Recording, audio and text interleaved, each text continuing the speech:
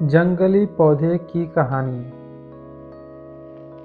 एक समय की बात है, एक छोटे से गांव में एक लड़का नामक राजू रहता था। राजू बहुत ही मस्तिष्कशील और जिज्ञासु बच्चा था।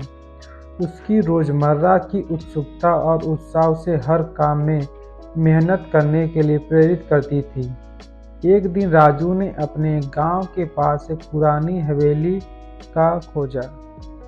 उसने सुना था कि उस हवेली में एक पुरानी कहानी के अद्भुत रहस्य छुपा हुआ है।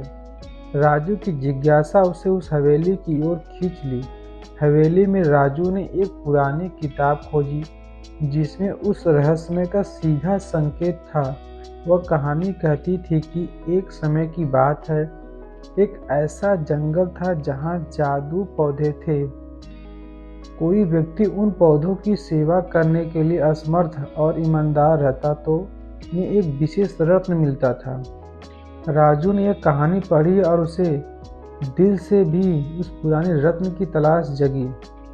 उसने तत्काल निश्चित किया कि वह वहीं पहुंचेगा जंगल में और उस रहस्यमय को हल करेगा। राजू ने जंगल में रास्ता बनाया और अनेक संघर्षों के बाद वह उस जादुई पौधे की खोज में सफल हुआ। उसने उस पौधे की सेवा करने का निरंतर संकल्प किया।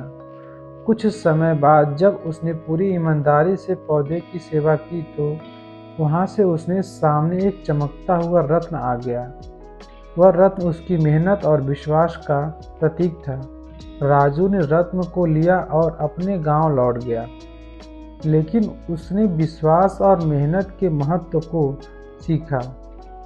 उसने अपने गांव के लोगों को भी इस कहानी के माध्यम से सिखाया कि ईमानदारी और मेहनत हमेशा सफलता की कुंजी होती है। इस कहानी से हमें यह सीख मिलती है कि हमें अपने लक्ष्य की ओर मेहनत पूर्वक बढ़ना चाहिए और हमेशा सच्चाई और ईमानदारी के मार्ग पर चलना चाहिए। अगर आपको यह कहानी अच्छी लगे तो कमेंट अवश्य करें। हम रोज आपके लिए ऐसे ही कहानी लेकर आएंगे। सत्यम हिंदी कहानी 8021।